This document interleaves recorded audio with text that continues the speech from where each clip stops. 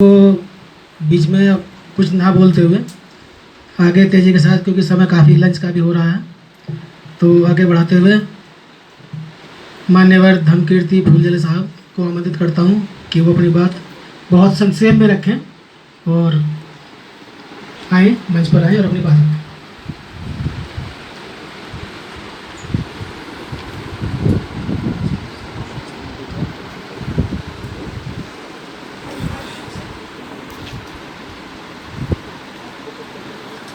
Thank you sir.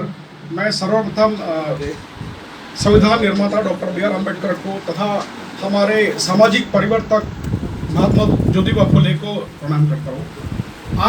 आज के DISE पर सभी मान्यवर प्रमुख वक्तागण, मैं सभी को तथा सभी मूल निवासी को जय भीम जय मूल निवासी करता हूँ।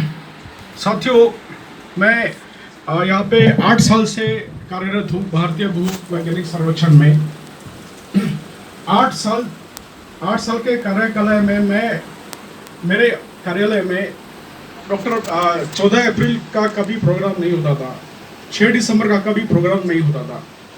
मैं सभी को एक्टिवेट किया और सभी जो हमारे जो मेंबर्स हैं, जो यहाँ के खुद को एसटी समझते हैं, मैं उनको भी जागरूक करने का कोशिश किया और हमारे सभी वर्ग को मैं जागरूक करने का कोशिश किया और उनको मैं हर बार बताता हूँ कि कॉन्स्टिट्यूशन क्या है, कॉन्स्टिट्यूशन के साथ हमारे क्या राइट्स मिले हैं, हमने जो भी पाया है भारत देश में ये कॉन्स्टिट्यूशन के द्वारा ही पाया है। तो मैं संक्षिप्त में मैं कॉन्स्टिट्यूशन में हमें क्या क्या प्रावधान है मैं आपको बताऊंगा। हम सरकार में नौकरी तो पा लेते हैं, बट कॉन्स्टिट्यूशन में क्या क्या हमारे प्रोविजंस है हम उस पर गौर नहीं करते। जैसे डॉक्टर बी आर अम्बेडकर जी ने जो समय का प्रावधान किया है, हम पहले 12 घंटे काम करते थे, उसके ऊपर उन्होंने 8 घंटा हमें ये किया है। उसके बाद अभिव्यक्ति स्वतंत्रता, सभी को अपना बोलने का अधिकार है, सभी को अपना स्पीच देने का अधिकार है। उसके साथ minimum wages act, skill unskilled, work place में जैसे हमारे भारतीय नारी को डॉक्टर बी आर अम्बेडकर जी ने इतना सारा प्रोटेक्शन दिया है हर क्षेत्र में। जैसे वर्क प्लेस में सेक्सुअल हरासमेंट हो, ये एकदम वॉच रखती है, तो ये संविधान के तहत ही ये प्रोविजन है। उसके बाद हमारा कोई भी ग्रंथ आपको सिवाय संविधान का बचा नहीं सकता है, जो भी बचा सकता है संविधान ही हमको बचाएगा। Right to education, right to speech, right for voting, ये 26 नवंबर 1949 में हमारा कॉन्स्टिट्यूशन सबमिट हुआ था डॉक्टर राजेंद्र प्रसाद जी को। उसमें कॉन्स्टिट्यूशन में हिंदुस्तान शब्द ही नहीं है। हम भारत देश में बहुत चिल्लाते हैं हिंदुस्तान हिंदुस्तान हिंदुस्तान। आप कॉन्स्टिट्यूशन में जाइए, देखिए कॉन्स्टिट्यूशन में हिंदुस्तान का नाम ही नहीं है, उसमें है केवल भारत। ये हमें याद रखना चाहिए। कॉन्स्टिट्यूशन में जो पहले दो ही कैटेगरी मानी जाती थी जो रिजर्वेशन के लिए, ST and SC. Doctor B R Ambedkar ji के प्रावधान कॉन्स्टिट्यूशन में रखने के कारण अभी हमारे जो ओबीसी वर्ग को जो फैसिलिटीज मिल रही है वो कॉन्स्टिट्यूशन के तहत ही मिल रही है। कॉन्स्टिट्यूशन के तहत हमको भाषण का स्वतंत्र है, लिखान का स्वतंत्र है, महिलाओं के अनेकों अधिकार जो है कॉन्स्टिट्यूशन ने दिया है। जैसे मैटरनिटी की जो छुट्टियां है वो अधिकार संविधान ने दिया है। देन सरकारी कर्मचारियों के लिए जीपीएफ, ग्रेट्युटी, हॉलीडेज का वेतन, रिजर्वेशन के अधिकार, यह सब हमको कॉन्स्टिट्यूशन ने दिया है। सामाजिक समानता लेने का अधिकार ये कॉन्स्टिट्यूशन ने दिया है। आंदोलन करने का अधिकार है कॉन्स्टिट्यूशन ने दिया है।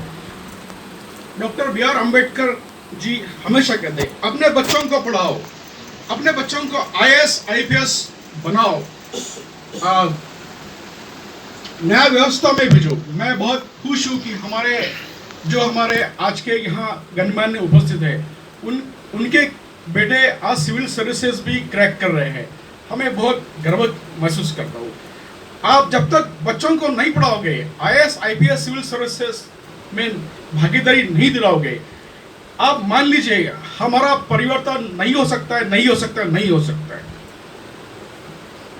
धर्म स्वतंत्र है, कोई भी धर्म आप स्वीकार कर सकते हैं, अपने धर्म का प्रचार भी आप कर सकते हैं।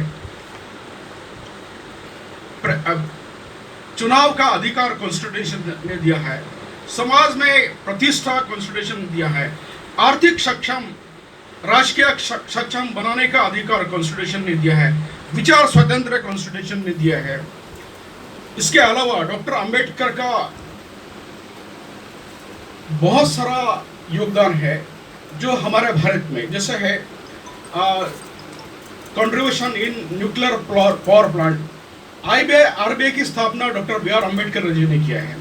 साइंस एंड टेक्नोलॉजी में डॉक्टर अंबेडकर जी का बहुत बड़ा योगदान है।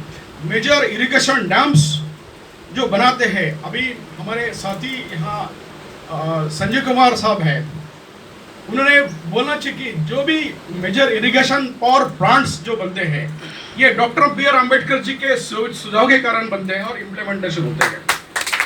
एग्रीकल्चर क्षेत्र में हो, डॉक्टर BR अम्बेडकर जी का बहुत बड़ा योगदान है।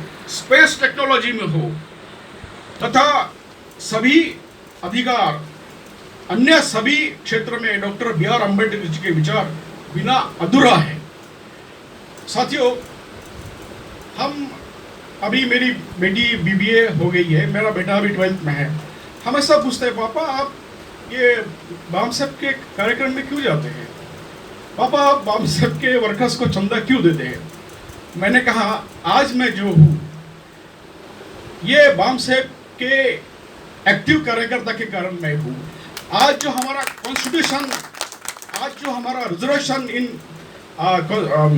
रिजर्वेशन इन जॉब्स में जो था, ये अगर हम बाम साहब के वर्कर सोए होते तो कभी भी संभव नहीं होता। मैं सभी बाम साहब के कार्यकर्ताओं को प्रणाम करता हूँ। मैं प्रॉपर नागपुर से हूँ, मेरा 28 साल की सेंट्रल गवर्नमेंट सर्विसेज हो गई है। मैं बाम साहब का एक्टिव कार्यकर्ता तो नहीं हूँ, बट जहाँ भी मुझे बाम साहब का या कोई भी हमारे सामाजिक कार्यक्रम का उसे पता चलता है, मैं तुरंत जाता हूँ, मैं तुरंत मेरा कंट्रीब्यूशन देता हूँ। और मैं गर्व से महसूस करता हूँ कि यहाँ देहरादून में भी हमारे बाम साहब की यूनिट बहुत एक्टिव पार्टिसिपेशन से चल रही है। थैंक यू, सभी के बाद।